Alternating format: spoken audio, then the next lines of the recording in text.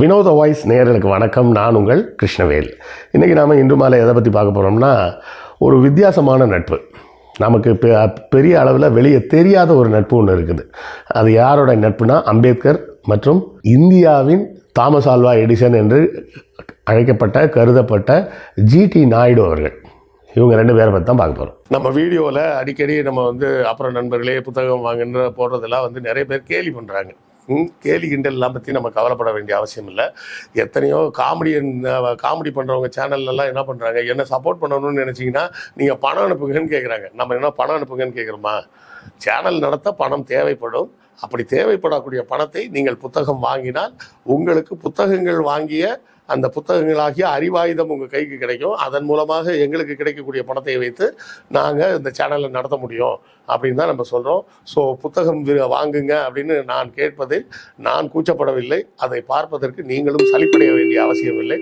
புத்தகம் வாங்க முடியாதவர்கள் லைக் போட்டாலும் சப்போர்ட்டு தான், ஷேர் பண்ணாலும் சப்போர்ட்டு தான், சப்ஸ்கிரைப் பண்ணாலும் சப்போர்ட்டு தான், ஏன் கமெண்ட் போட்டிங்கன்னா கூட சப்போர்ட்டு தான். ஸோ ஏதாவது ஒரு வகையில் உங்கள் ஆதரவை நம்ம சேனலுக்கு கொடுத்துக்கிட்டே இருங்க. முதல்ல அம்பேத்கர் எடுத்துக்கிட்டோம்னா, அவர் தாழ்த்தப்பட்ட சமூகத்தை சார்ந்தவர், கல்வி மறுக்கப்பட்ட ஒரு சமுதாயத்தை சேர்ந்தவர். அதற்காகவே உயிரை கொடுத்து படித்தவர் அப்படின்னு சொன்னால் உண்மையிலே உயிரை கொடுத்து படித்தவர் தான். அதாவது பாரிஸ்டர் பட்டம் வாங்கினதை பற்றி எல்லாருக்கும் தெரியும். ஆனால் அவர் எப்படி வாங்கினார், மற்றவங்க எப்படி வாங்கினாங்கன்றது தெரியுமா? அதுதான் அதில் பெரிய சுவாரஸ்யமான செய்தி. ஜவஹர்லால் நேரு பாரிஸ்டர் பட்டம் வாங்க லண்டன் போனார். 4 வருஷம் தங்கியிருந்தார். 4 வருஷத்துலேயும் கடைசியில் அவரால் பாரிஸ்டர் பட்டத்தை வாங்க முடியல. அதுக்கு தேவையான கிரெடிட்ஸ் அப்படின்னு சொல்லுவாங்க, இத்தனை பாடங்கள் பாஸ் பண்ணிடணும் அப்படின்னு. அந்த கிரெடிட்ஸை அவரால் ஏர்ன் பண்ண முடியல. அந்த அளவுக்கு பரீட்சைகள் எழுத முடியலன்னு சொல்லிட்டு 4 வருஷம் கழித்து திரும்பி வந்துட்டார் இந்தியாவுக்கு. காந்தி போனார். நமக்கு தெரிஞ்ச பெரிய முக்கியமான ஆட்களை மட்டும் நான் சொல்லலாம். காந்தி 3 ஆண்டுகள் படித்து பாரிஸ்டர் பட்டம் வாங்கிட்டு வந்தார். அம்பேத்கர் அதே பாரிஸ்டர் பட்டத்தை எவ்வளோ நாள் படித்தார் தெரியுங்களா? ஒரே வருஷம். காந்தியார் 3 ஆண்டுகள் படித்து வாங்கிய அதே கிரெடிட்ஸை நேருவால் 4 ஆண்டுகளில் வாங்க முடியாத அதே கிரெடிட்ஸை அம்பேத்கர் ஒரே ஆண்டில் படித்து முடித்து பாரிஸ்டர் பட்டத்தை வாங்கிட்டே வந்துட்டார். அதன் பிறகு மேற்படிப்புக்கு மறுபடியும் அமெரிக்கா போனார். அப்படி ஒரு படிப்புன்னு எப்போவுமே படிச்சுட்டு இருப்பாராம். அது மட்டும் இல்லை, அவர் இதில் லண்டனில் இருந்த போதும் சரி, அமெரிக்காவில் இருந்த போதும் சரி, அந்த பல்கலைக்கழகத்தின் நூலகத்திலே தான் இருப்பாராம். காலைல திறந்தவுடனே உட்காந்துருவாராம். சாயங்காலம் மூட போகிற வரை உட்காந்து படிச்சுட்டே இருப்பாராம். படித்து முடிச்சிட்டார். அவர் நினச்சிருந்தா அவர் வந்தவுடனே அவருக்கு பாம்பே ஹைகோர்ட்டில் சீஃப் ஜஸ்டிஸ் போஸ்ட்டே தரேன்னாங்க. அவர் வேணான்னு சொல்லிட்டு நான் என் மக்களுக்காக வேலை செய்ய போகிறேன்ட்டு போயிட்டார். இந்த பக்கம் பார்த்தீங்கன்னா ஜிடி நாயுடுனா நம்ம பசங்க ஏதாவது வச்சு அதை பற்றியா நான் அப்படி டைப் இப்படி பண்ண, ஆமாம் இவர் பெரிய ஜிடி நாயுடு எல்லாத்தையும் கண்டுபிடிச்சிருவார் அப்படின்னு சொல்லுவாங்கல்ல, சொல்லி கிண்டலாக சொல்லுவாங்க அப்போல்லாம். அதுபோல் பல நவீன விஞ்ஞான கண்டுபிடிப்புகளுக்கு அவர் தான் இந்தியாவில் பெரிய ஆள். அதாவது பல முறை சேவ் பண்ணால் கூட அந்த கூர்மை மழுங்காத அளவுக்கு ஒரு பிளேடெல்லாம் கூட கண்டுபிடிச்சார் அப்படின்லாம் சொல்லுவாங்க. நிறைய சொன்னாங்க. எனக்கு டக்குன்னு ஞாபகம் வந்த ஒரு விஷயத்த சொல்கிறேன். அவருக்கு ஒரு பேட்டன் ரைட்ஸ் சம்மந்தமாக ஒரு பெரிய வழக்கு அவர் பெரிய சிக்கலில் மாட்டிக்கிட்டார். அப்படி அந்த சிக்கலில் அவர் மாட்டியிருக்கும்போது ஜிடி நாயுடுக்காக அம்பேத்கர் களத்தில் இறங்கி வாதாடுறார். கோர்ட்டில் ஏறி வழக்கறிஞராக வாதாடுகிறார். அப்படி வாதாடி அவருக்கு ஜிடி நாயுடுக்கு வெற்றியையும் வாங்கி தர்றார். அந்த கேஸில் அவர் ஜெயிக்கிறார். ஜெயித்த உடனே அம்பேத்கரை பார்ப்பதற்கு ஜிடி நாயுடு பொட்டி நிறைய பணத்தோடு போகிறார். ஏன்னா அந்த கேஸில் மட்டும் தோற்று இருந்தாருன்னா அவர் வாங்கி வச்சுருந்த பேட்டர்ன்ஸ் அந்த காப்பு உரிமைன்னு சொல்லுவாங்கள்ல, அது பூரா ரத்த ஆயிரும். அவர் கம்பெனியை எடுத்து மூடுற கண்டிஷனு. அப்போ அதில் இருந்து நம்மளை காப்பாற்றுறாரு அப்படின்னு சொல்லி இவர் ஒரு பொட்டி நிறைய பணத்தை எடுத்துகிட்டு தான் போகிறார்.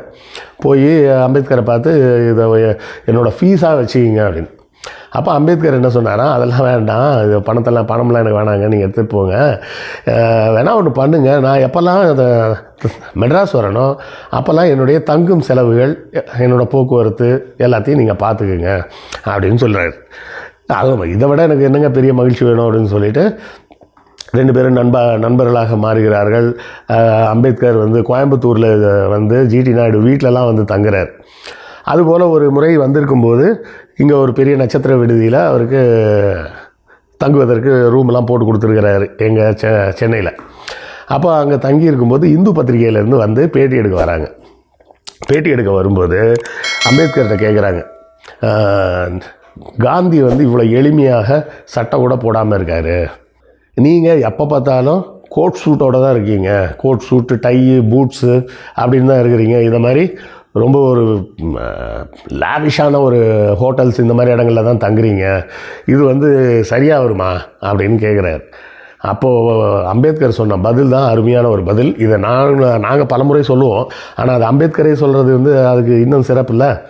அம்பேத்கர் சொன்ன பதில் என்னென்னா, ஹிந்து நிருபர்கிட்ட காந்தியார் ஏற்கனவே மன ரீதியாக உளவியல் ரீதியாக தாக்கப்பட்டு இருக்கக்கூடிய எங்கள் மக்களை சட்டை அணியாமல் இருப்பதன் மூலமாக மேலும் உளவியல் தாக்குதலுக்கு ஆளாக்குகிறார் அப்படின்னு சொல்கிறார். இது அர்த்தம் புரியுதா உங்களுக்கு? அதாவது தாழ்த்தப்பட்ட மக்கள், தலித் மக்கள் என்று சொல்லப்படக்கூடிய எங்கள் மக்கள் ஏற்கனவே உளவியல் ரீதியாக பாதிக்கப்பட்டிருக்கிறாங்க. மன ரீதியாகவும் சமுதாயத்தால் நீ வந்து தாழ்த்தப்பட்டவன். ஒரு குளத்தில் ஒரு மாடு போய் தண்ணி குடிக்கும், ஆனால் ஒரு தாழ்த்தப்பட்ட மனிதன் போய் தண்ணி குடிக்கக்கூடாது. ஏன்னா நீ போன ஜென்மத்தில் செஞ்ச பாவத்தினால தான் நீ இப்படி பிறந்திருக்கிற. நீ தீண்டத்தகாதவன், நீ இந்த தெருக்குள்ளே வரக்கூடாது, அந்த தெருக்குள்ளே வரக்கூடாது, கோயிலுக்குள்ளே வரக்கூடாது, இங்கே வரக்கூடாதுன்னு அந்த எங்கள் சமூகத்தை சார்ந்த மக்களை உளவியல் ரீதியாக ஏற்கனவே தாக்கி வச்சிருக்கிறாங்க. அதை தாண்டி காந்தியார் மேலும் உளவியல் ரீதியாக தாக்குதல் நடத்துகிறாரு. எங்கள் மக்கள் சட்டையே போடுறதில்ல. இப்போ ஏற்கனவே சட்டை போடாமல் இருக்கிறவங்க அடுத்த கட்டமாக என்ன யோசிக்க வைக்கப்படுகிறார்கள்? காந்தியே சட்டை போடல, உனக்கு சட்டை உனக்கு கேட்குதா என்று அந்த மக்களை சிந்திக்க வைக்கக்கூடிய ஒரு உளவியல் தாக்குதலை தான் காந்தி செய்கிறார். நான் அதே நேரத்தில் கோட் சூட்டோடு தான் இருக்கிறேன். இந்த மாதிரி பெரிய பணக்கார இடங்களில் தான், லாவிஷான இடங்களில் தான் தங்குறேன். இந்த இடத்தில் என் மக்களை வரவழைத்து நான் சந்திக்கிறேன். அப்படி நான் சந்திக்கும்போது என் மக்களுக்கு ஒரு மன நம்பிக்கையை, ஒரு தன்னம்பிக்கை வரும். நம் இனத்தை சார்ந்த ஒருவர் இப்படி படித்து முன்னேறி இப்படி கோட் சூட்டோடு உட்கார முடியும், இந்த மாதிரி ஒரு லாவிஷான ஒரு இடத்துல தங்க முடியும் அப்படின்னா நானும் படித்து உழைத்து வாழ்க்கையில் முன்னேற முடியாதா? அம்பேத்கரும் எங்களை போன்ற ஒரு சமுதாயத்தை சேர்ந்தவர் தானே, அவர் மேலே வர முடியும் என்றால் நானும் மேலே வர முடியாதா என்று அவர்களுக்கு ஒரு உத்வேகத்தையும் மன தைரியத்தையும் தன்னம்பிக்கையும் கொடுக்கும் என்னுடைய தோற்றமும் நான் உட்காரக்கூடிய இடமும் அப்படின்னு அவர் சொல்லியிருக்கிறார். இது வந்து ஒரு அருமையான ஒரு செய்தி. என்கிட்ட கூட ஒரு நம்பர் சொல்லும்போது சொன்னார், நீங்கள் வந்து கசாமசான்னு ட்ரெஸ் பண்ணிட்டு உட்காந்துலாம் பேசாதீங்க சார், நீங்கள் வந்து ஒரு நாத்திக கருத்து பேசுகிறீங்க. அப்போ அதை பார்க்கக்கூடிய ஒருத்தன்ட்ட வந்து அவன் சொல்லும்போது என்ன சொல்லுவான்னா, நீயும் நாத்திக கருத்துலாம் பேசிகிட்டு இருந்தேன்னா வேறு மாதிரி தான் பிச்சைக்கார மாதிரி தான் ட்ரெஸ் பண்ணிட்டு தெரியுவேன் அப்படின்னு சொல்லிவிடுவான் அப்படின்னு சொன்னார். அதன் பிறகு தான் நமக்கு இந்த ஒரு அடையாளமாக இருக்கட்டும், வெள்ளை உள்ள ஒரு ஒயிட் பனியன் இருக்கணும், வெளியே கருப்பு சட்டை இருக்கணும், நீட்டாக டை அடித்து பேசுவோம் அப்படின்ற இடத்துக்கு நான் மாறினது அதுக்கப்புறம் தான். ஸோ இன்றைக்கும் பாருங்கள், அண்ணன் ஆராசா இருக்கார். அவர் என்னை விட வயதானவர். ஆனால் என்னோட வயசு கூடங்க, அவருக்கு 63 வயசு என்னவோ. ஆனால் அவர் பார்த்தீங்கன்னா அவர் என்னை விட எங்கே தெரிவார். இது வந்து அந்த அரசியல் கட்சியில் இருப்பவர்கள் கண்டிப்பாக செய்ய வேண்டியது என்னென்னா, தங்களது தோற்றத்துக்கு ஒரு முக்கியத்துவம் கொடுக்கணும். இல்லை காந்தியெல்லாம் கொடுக்கலன்னா, காந்தி கொடுக்கலன்னா விட்ருங்க, பெரியாரும் கொடுக்கலன்னா விட்ருங்க. பெரியார் காந்தியெல்லாம் வந்து நம்ம போய் அவங்க கூட கம்பேர் பண்ணிக்க முடியாது. பெரியார் கூட என்ன நான் கம்பேர் பண்ணிக்க முடியுமா? அவருக்கு அளவுக்கு ஒரு உண்மையான நேரடி சிந்தனை எனக்கு இருக்கா அப்படின்னா கிடையாது. அதே போல் காந்தியை போல் நான் என்ன யோசிக்க முடியுமா? அப்படிலாம் யோசிக்க முடியாது. அவங்கெல்லாம் வந்து வேறு. ஆனால் அம்பேத்கர் நாம் பின்பற்ற வேண்டிய ஒரு சரியான அடையாளம், உதாரணம். நாம் மற்றவர்களுக்கு நமது தோற்றத்தின் மூலமாகவே இந்த கருத்துக்கும் கொள்கையும் பின்பற்றுவது மட்டுமல்ல, இதன் மூலமாக உன் வாழ்க்கை தரம் வந்து கீழே போயிடாது, கவலைப்படாத அப்படின்னு சொல்லக்கூடிய செய்தியும் சேர்த்து சொல்லணும். இது இந்த விடுதலைன்னு நினைக்கிறேன், அந்த படத்தில் தான் ஒரு செய்தி வரும். விஜய் சேதுபதி போய் சொல்லுவார், நான் வந்து லவ் பண்ணுறேன், ஆனால் நம்ம கொள்கை இதெல்லாம் சரியாக வருமா, அதனால் வேணான்னு முடிவு பண்ணேன் அப்படின்னு. அப்போ அந்த அவரோட ஆசிரியராக இருக்கக்கூடிய ஒருத்தர் சொல்லுவார், இதான் இதை பாருப்பா, அதுதான் தப்பு.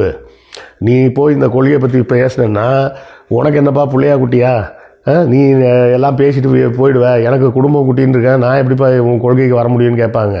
இந்த கொள்கையை பேசக்கூடியவர்கள் தான் குடும்பத்தோடு இருக்க வேண்டும். இந்த கொள்கையை பேசினாலும் குடும்பத்தோடு வாழலாம்ப்பா, ஒன்றும் தப்பு இல்லை அப்படின்னு புரியும் அப்படின்னு சொல்லி அந்த ஒரு சீன் வரும். அந்த சீன் எனக்கு ரொம்ப பிடிச்ச சீன் தான். அதைத்தான் அம்பேத்கர் தெளிவாக சொன்னது. நான் இப்படி உடை உடுத்தினால், அவர் காந்தியோட உடையை வந்து வேறு வகையெல்லாம் விமர்சிக்கலை, எங்களை போன்றவர்கள் அதெல்லாம் விமர்சிப்போம். என்னென்னா, காந்தி ஏழ்மையாக வாழ்ந்தார்னா அவர் ஏழ்மையாக வாழ்வதற்கு கட்சி நிறைய செலவு பண்ண வேண்டியிருந்தது. அவர் ஆட்டுப்பால் தான் குடிப்பார், அதுக்கு என்ன பண்ணணும், ஆடையும் ட்ரெயினில் ஏற்றி கொண்டு வந்து ஆட்டுப்பால் கறந்து கொடுக்கணும். இது மாதிரி பல சிக்கல் இருக்குதுன்னு வச்சிங்களேன். அதுக்குள்ளெல்லாம் நம்ம போகல, அம்பேத்கரும் அதுக்குள்ளே போகல. அவர் தெளிவாக சொன்னது என்ன, என் சமூகத்தை சார்ந்த ஒருவனால் அம்பேத்கர் போல படித்தால் அந்த மாதிரி உடை உடுத்தி நாகரிகமாக வாழ முடியும் அப்படின்னு சொன்னால், நானும் ஏன் படிக்கக்கூடாது, நானும் ஏன் முன்னேறக்கூடாது அப்படின்ற உத்வேகம் வரும்னு சொன்னார் பார்த்தீங்களா. அந்த இடத்துல தான் நிற்கிறார் அம்பேத்கர். இது குறித்த உங்கள் கருத்துக்கள் என்னன்றதை கமெண்ட்டில் சொல்லுங்கள், நானும் தெரிஞ்சுக்கிறேன். அடுத்த காணொளியில் சந்திப்போம். நன்றி, வணக்கம்.